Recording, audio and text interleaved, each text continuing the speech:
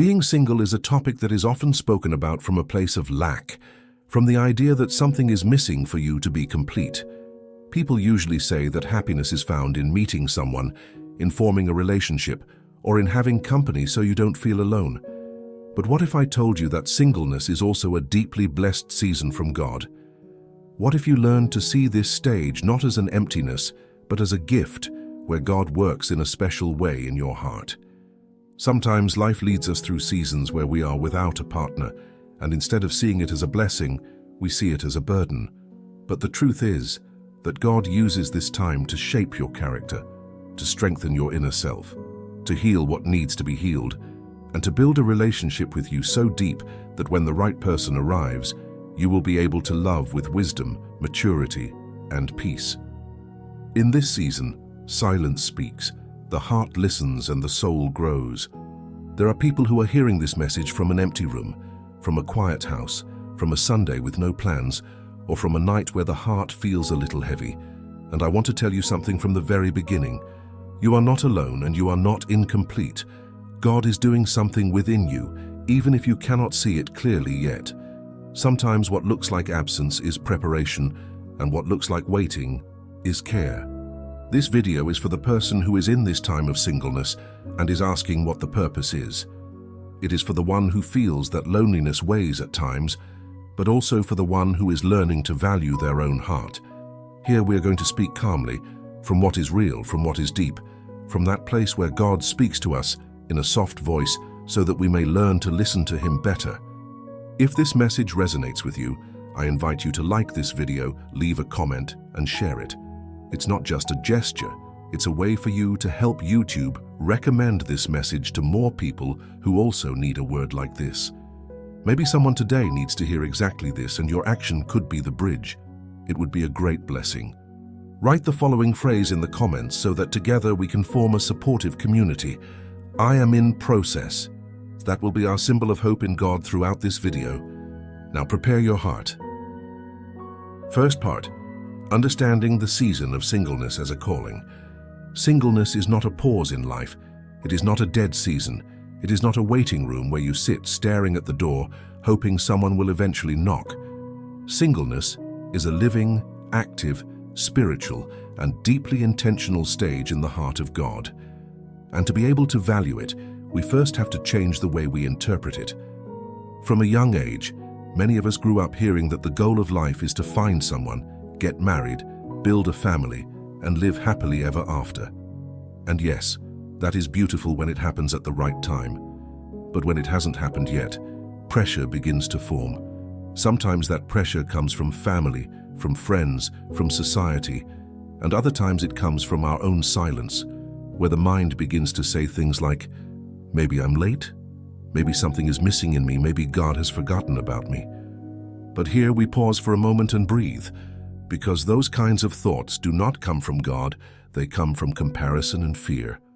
And when the heart is filled with fear, the vision becomes clouded, and it stops seeing what God is doing in your life.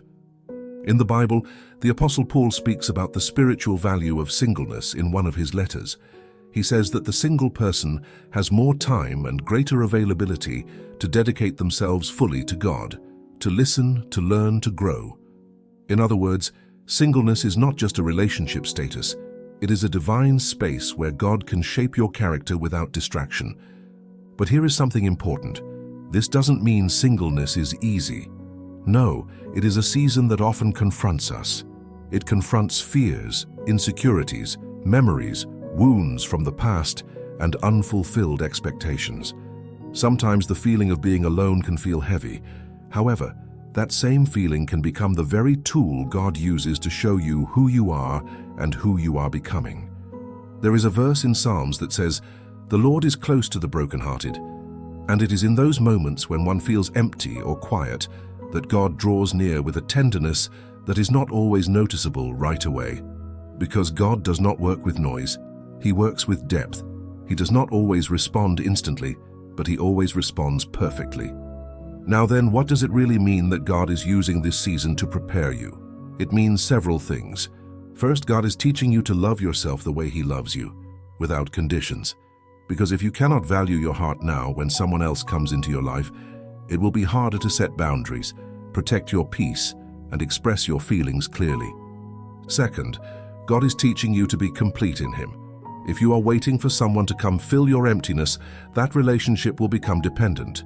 But if you learn to feel whole with God, then when the right person comes, you won't arrive seeking to be completed. You will arrive ready to share who you already are. Third, God is working on your capacity to love without losing yourself, because loving does not mean disappearing. Loving does not mean abandoning your purpose to fit into someone else's life.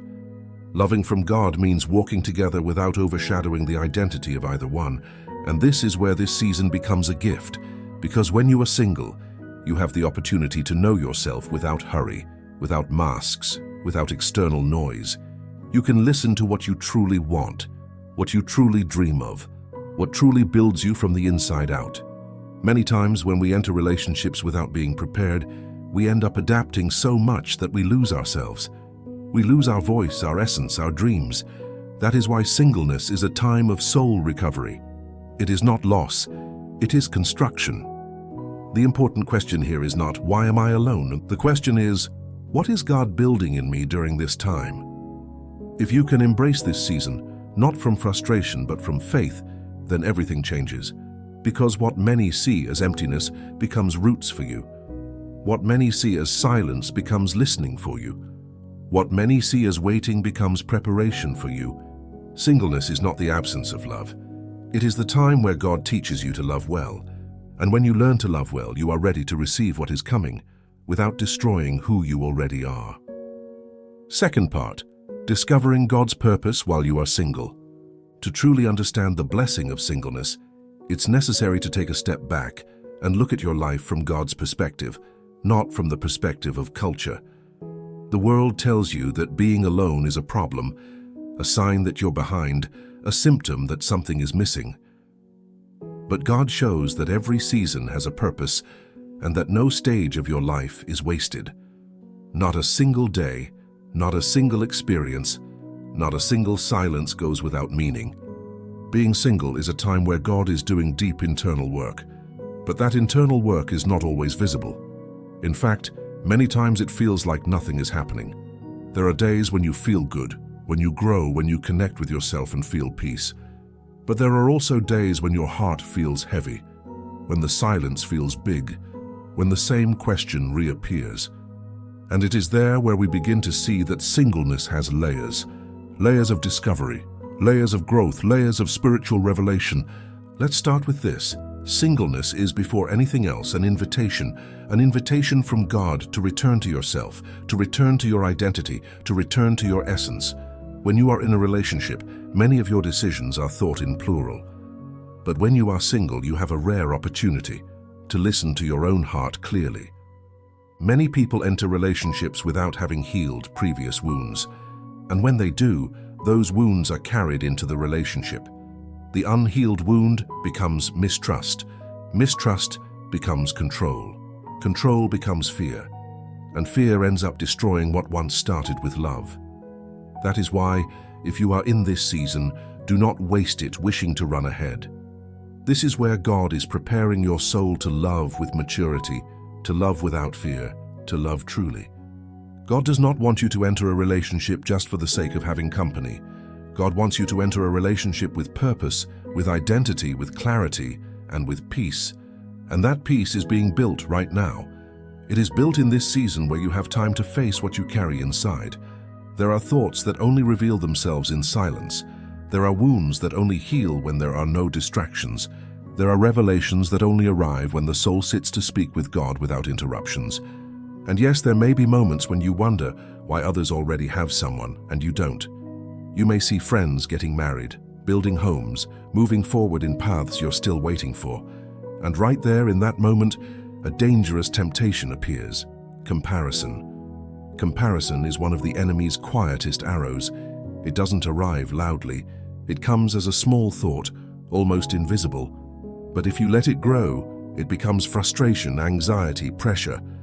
What God has for your life cannot be compared. No one has your purpose. No one has your process. No one has your calling. No one has your divine timing.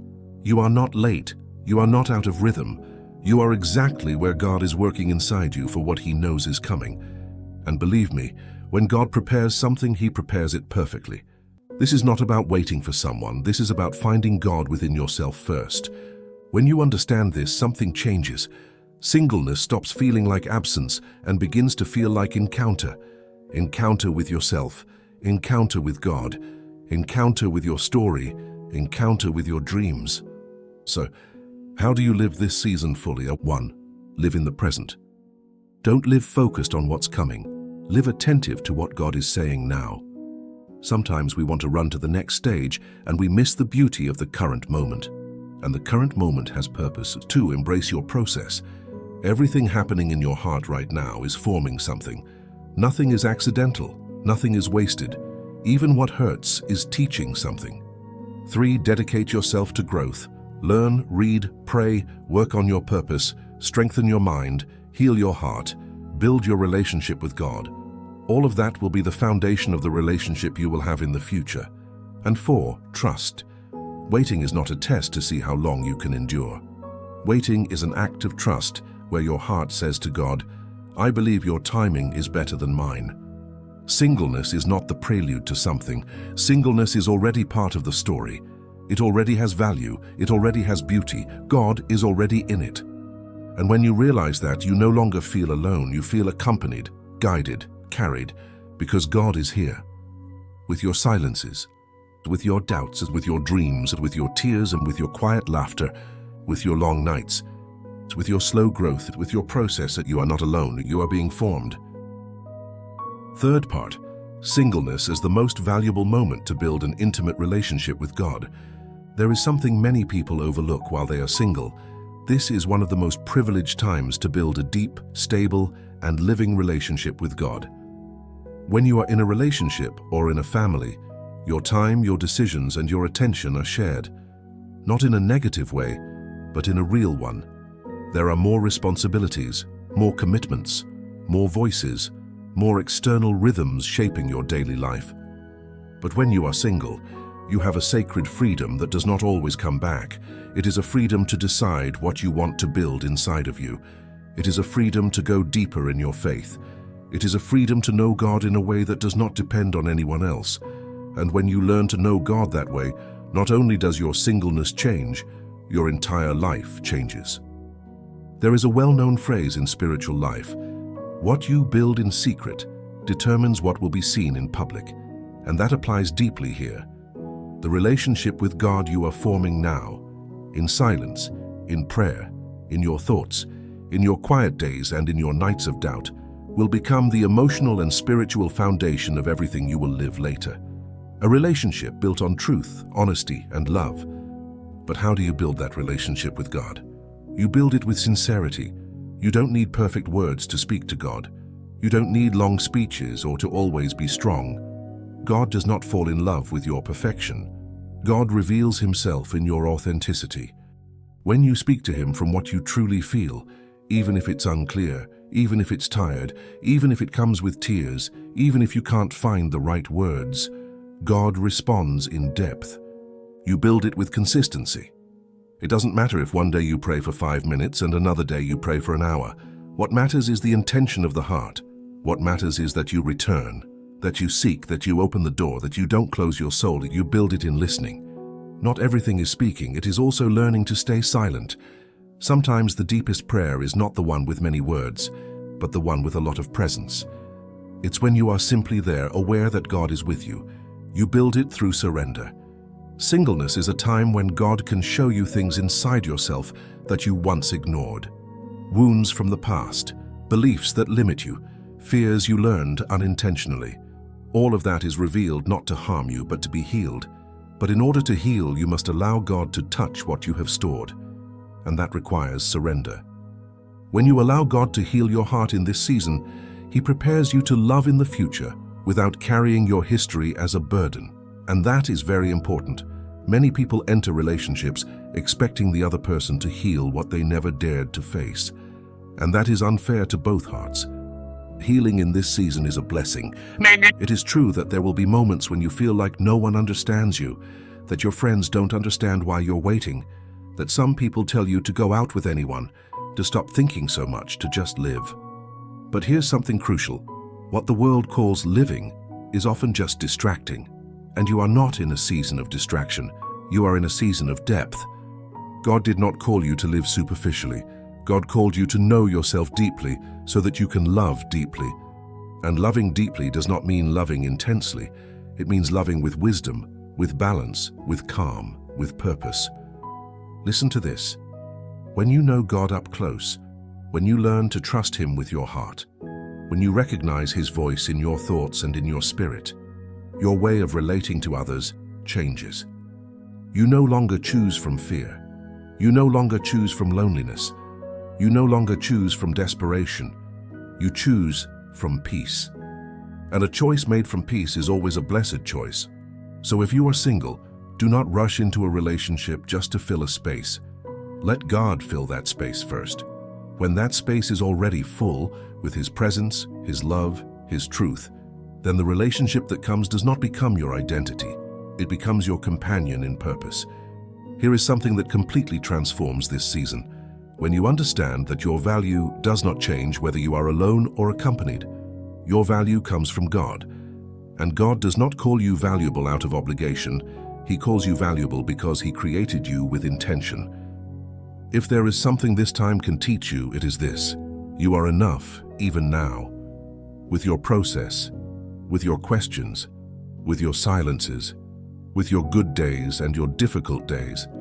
God is not waiting for you to have a partner to bless you. God is blessing you right now, even if you do not yet notice it. Singleness is a conversation between your soul and God. And if you learn to listen to that conversation, no day will be empty, because each day will bring something new for your growth, something new for your maturity, something new for your faith. Fourth part, how to recognize that God is preparing you for something great. When you are in a season of singleness, it may not always be obvious what God is doing.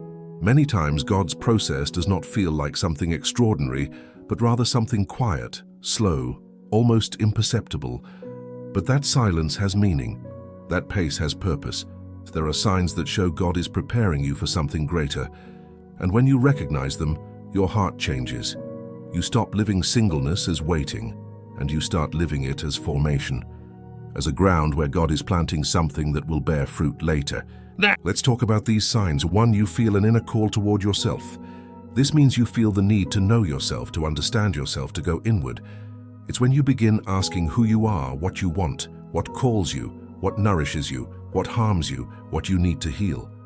That impulse does not come from coincidence. It is God showing you that the construction begins within. When God wants to give you something great, He first prepares you to sustain it. Because what cannot be sustained from within will eventually fall. And God does not work for something to fall. God works for something to remain. 2, God is placing discomfort in your heart toward old patterns. Maybe before you sought love in a certain way, chose from emptiness, acted from emotional need, gave too much to avoid feeling lost, stayed silent to avoid losing someone, accepted crumbs to avoid letting go. And now, even though you still don't have what you hoped for, you can no longer return to that. Something has changed in you. That discomfort is God saying your heart can no longer live where it lived before. That is spiritual maturity. That is growth. That is progress. It's not that you didn't know before, it's that now you are ready to see. 3, you are beginning to desire what God desires for you. You are no longer seeking what just looks good on the outside. Now you seek peace. You seek truth. You seek reciprocity.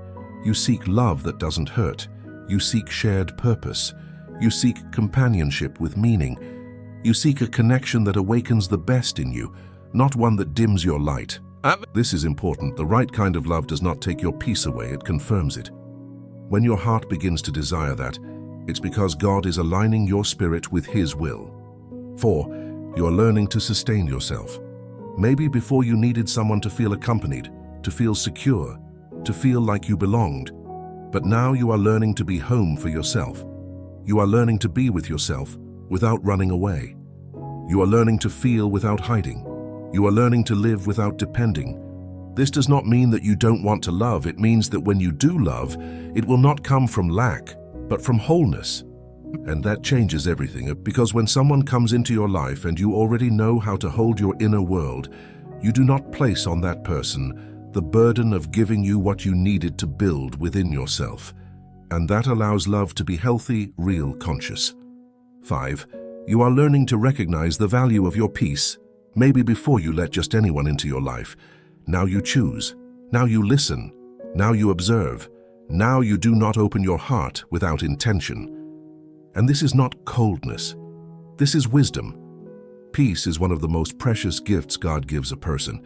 And when you learn to protect that peace, you are already ready to love without losing yourself. But also, just as there are signs that God is preparing you, there are signs that warn you of relationships that can pull you away from purpose. Listen calmly. When someone comes into your life and steals your peace, when they plant doubt, anxiety, emotional silence, exhaustion, internal exhaustion, then that connection is not from God. God does not send confusion. God does not send something that makes you feel smaller. God will not give you something that steals what He Himself is building within you. That is key. If someone makes you lose your identity, if they make you feel like you must try to be loved, if they require you to stop being who you are, if they push you to abandon your relationship with God in order to maintain the relationship, then that relationship is not a blessing.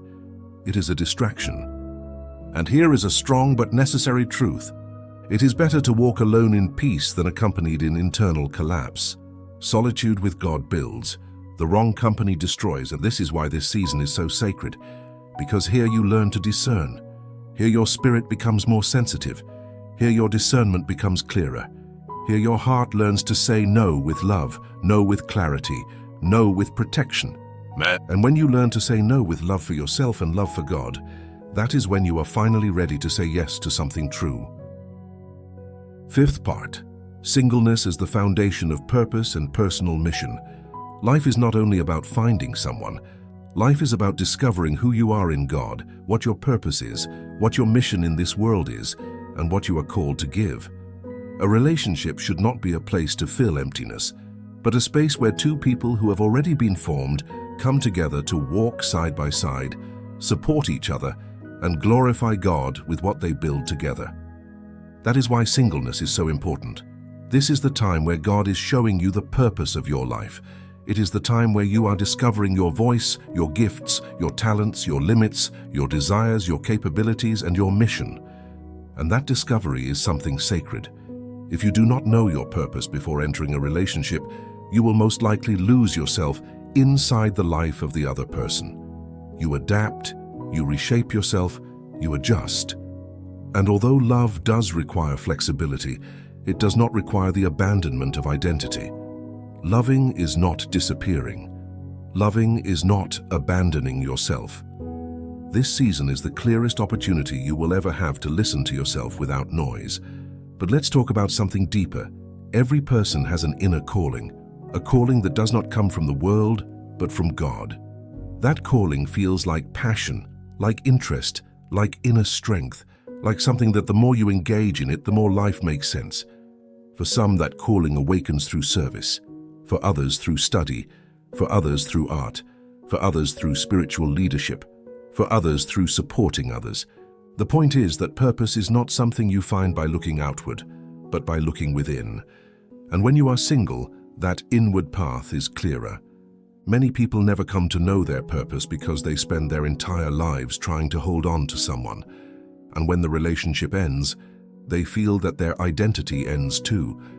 But when your identity is first in God, you do not break when something external changes. You remain. This is where this season becomes valuable. 1, singleness gives you time to hear what God wants to build with you, and time is an immeasurable gift.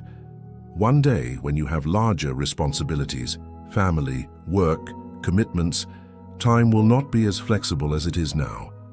Use this season to build in the spirit what will later sustain your entire life. 2, singleness teaches you discipline. The discipline of praying without depending on someone else to motivate you. The discipline of getting up even on days when you feel empty.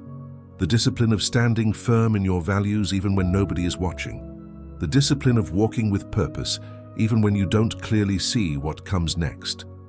Discipline is a form of love.